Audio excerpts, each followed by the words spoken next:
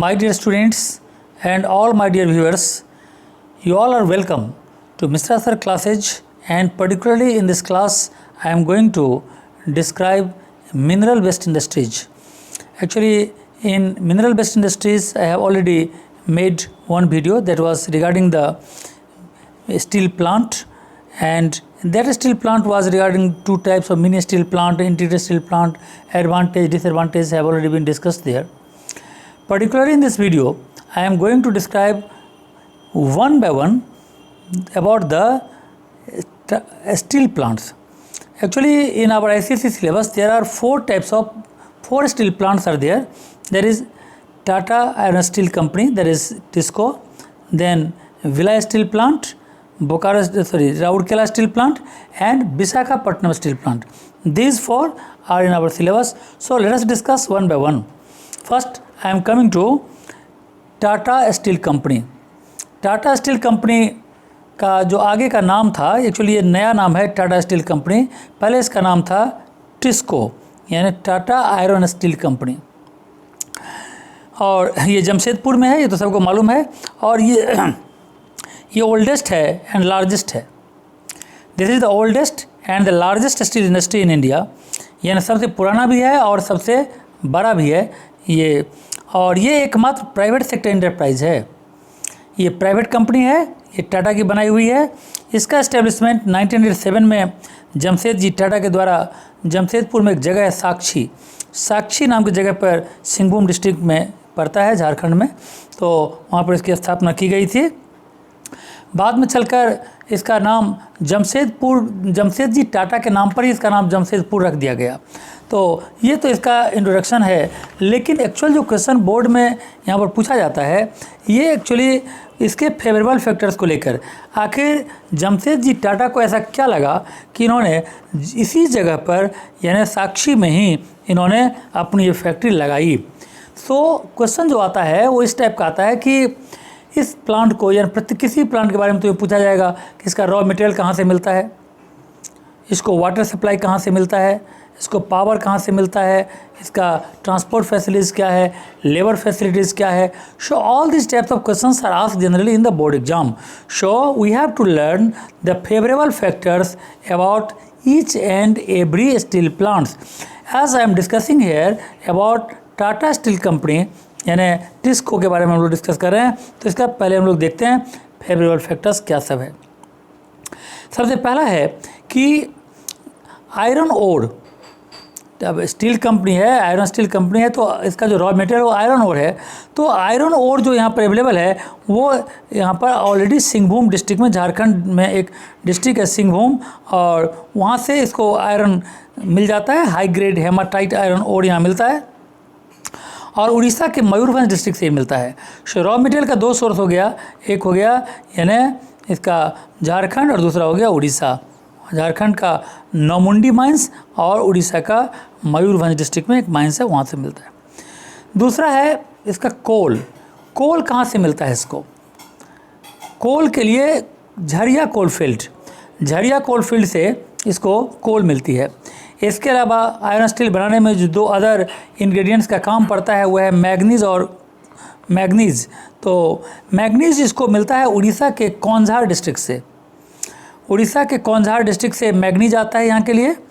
और dolomite, limestone, fine clay, ये सब मिनरल्स भी यहाँ पर यूज होता है, जो आमतौर पर उड़ीसा के सुंदरगढ़ और झारखंड के सिंहभूम डिस्ट्रिक्ट से ही इसको मिल जाता है.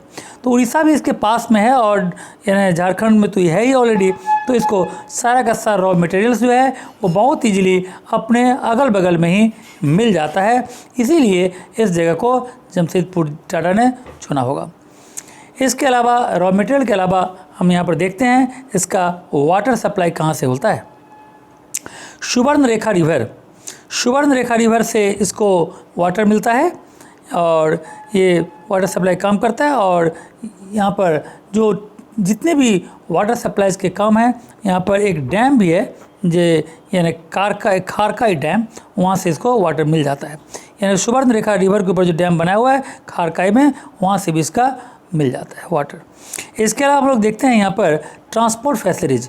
जमशेदपुर एक ऐसा शहर है जो पूरी तरह से वेल कनेक्टेड है कोलकाता से, मुंबई से और चेन्नई से, रोड के द्वारा भी और रेलवे के द्वारा भी। इसीलिए इसको एक आइडियल ट्रांसपोर्ट सिस्टम भी यहाँ पर मिल जाता है, जिससे कि ये रॉ मटेरियल को इजीली मूव कर सकता है और फिनिश्ड गुड्स को भी ये दूर दूर तक पहुँचा सकता है। खासतौर पर कोलकाता इसके बिल्कुल पास है, तो और कोलकाता अपने आप में एक बहुत बड़ा मार्केट है, इसीलिए यहाँ पर एक बहुत बड़ा मार्केट इसको कोलकाता के रूप में भी मिल जाता है।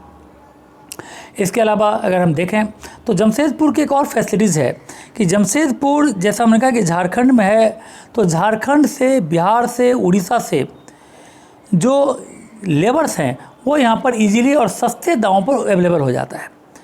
बिहार के लेबर, झारखंड के लेबर, उड़ीसा के लेबर यहाँ पर बहुत ही सस्ते दामों पर इजीली अवेलेबल हो जाता है, तो इसीलिए ये भी एक बहुत बड़ा फैक्टर है।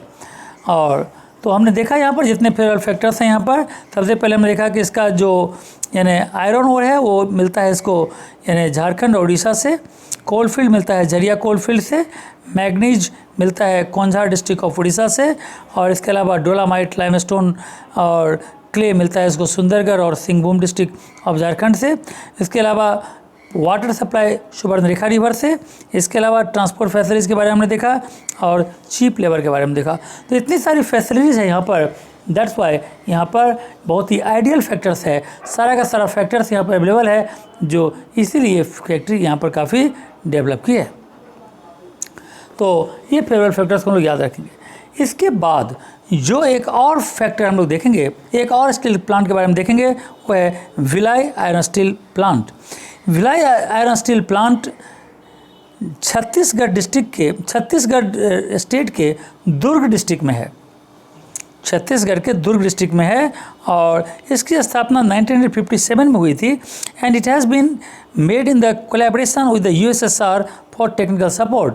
यूएसएसआर के कोलैबोरेशन से बना हुआ है। कोलैबोरेटिंग पार्टनर का नाम एग्जाम में पूछता है, तो यू हैव टू रिमेंबर कि who is the collaborating partner of Bhilai steel plant. Bhilai steel plant का कोलैबोरेटिंग पार्टनर है यूएसएसआर, याद रखेंगे। इसके अलावा हम लोग देखेंगे यहाँ पर कि ये पहला प्लांट है अंडर द पब्लिक सेक्टर, ये सबसे पहला प्लांट है जो गवर्नमेंट के द्वारा बनाया गया है। क्योंकि इसके आगे हमने जो देखा है यानी टाटा स्टील कंपनी, वो तो प्राइवेट कंपनी है, लेकिन गवर्नमेंट के द्वारा बनाई गई ये पहली प्लांट है Bhilai iron steel plant. Purpose of setting up of this plant was to bring prosperity to Durg area. Durg जो रीजन है वो बहुत ही डेवलप नहीं था पहले, तो उसको डेवलप करने के लिए यहाँ पर यानी एक तरह से रीजनल बैलेंस के लिए यहाँ पर ये फैक्ट्री इस्टेब्लिश की गई थी। और इसका प्रोडक्शन 1959 से शुरू हुआ है, और आमतौर पर ये रेलवे स्लीपर बनाता है, बीम बनाता है, बिलेट्स बनाता है, एंगल्स बनाता है, ये सब काम यहाँ पर भिलाई स्टील प्लांट में होता है। देखते हैं यहाँ पर कि भिलाई स्टील प्लांट में ऐसा कौन सा फेवरेबल फैक्टर्स है जो भिलाई स्टील प्लांट के लिए यहाँ पर सूटेबल है। तो सबसे पहले यहाँ पर देखें कि आयरन ओर, यानी इसको जो आयरन मिलता है, आयरन जो इसका मेन इंग्रेडिएंट्स है इसका, वो हमें मिलता है कहाँ से, तो डाली राजहारा माइंस, जो भिलाई से सिर्फ 80 किलोमीटर दूर पर है।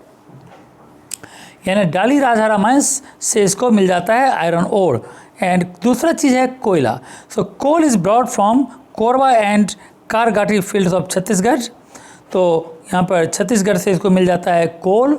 तो हमने देखा यहाँ पर कि इसका आयरन ओर और कोल बहुत ही इजीली अवेलेबल हो गया। और इसके अलावा यहाँ पर लाइमस्टोन जो है यहाँ पर आराम से नंदिनी क्वेरी से मिल जाता है, जो यहाँ से बिल्कुल पास में लगभग 24 किलोमीटर ही दूर है। इसके अलावा अगर हम देखें तो मैग्नीज इसको मिलता है मध्य प्रदेश के बालाघाट से, इसको मैग्नीज मिल जाती है। डोलामाइट इसको बिलासपुर से आ जाता है। थर्मल पावर यहाँ जो है यहाँ पर कोरबा थर्मल पावर प्लांट से इसको पावर सप्लाई भी हो जाता है। जहाँ तक वाटर का सप्लाई है, इस प्लांट को वाटर सप्लाई होता है टेंडुला कैनाल से। तो और इजीली चीप लेबर भी यहाँ पर अवेलेबल है, क्योंकि आमतौर पर ये जो रीजन है वो काफ़ी डेंसली पॉपुलेटेड रीजन है, so cheap labours are already available here. इसके अलावा देखें तो रोड के यानी ट्रांसपोर्ट के मामले में कोलकाता नागपुर रेलवे लाइन से ये जो भिलाई स्टील प्लांट है वेल कनेक्टेड है, और स्पेशल रेलवे लाइन भी कंस्ट्रक्ट किया गया है ट्रांसपोर्टेशन ऑफ ओर के लिए, जो भिलाई स्टील प्लांट को आयरन ओर सप्लाई करता है और फिनिश गुड्स को ये मार्केट तक पहुंचाता है। तो इस तरह से हमने यहाँ पर टाटा स्टील कंपनी, यानी पहले का नाम टिस्को और अभी Bokaro Bhilai iron steel plant. तो इन दोनों के बारे में हमने यहाँ पर देखा। इसके अलावा 2 और प्लांट है, राउरकेला और विशाखापट्टनम, जिसको हम अपने नेक्स्ट वीडियो में डिस्क्राइब करेंगे। तो इस वीडियो के लिए हम लोग यहाँ पर आज के लिए यहीं पर बंद करेंगे, और मुझे उम्मीद है कि पूरा ये दोनों जो स्टील प्लांट को मैं डिस्क्राइब किया है तुम अच्छी तरह समझ में आ गया होगा, और इस वीडियो को बार बार देखते रहेंगे, इसके फेवरेट फैक्टर्स पर ज़्यादातर ध्यान देंगे तो एग्ज़ाम के लिए काफ़ी यूज़फुल होगा। Okay, thank you and God bless you.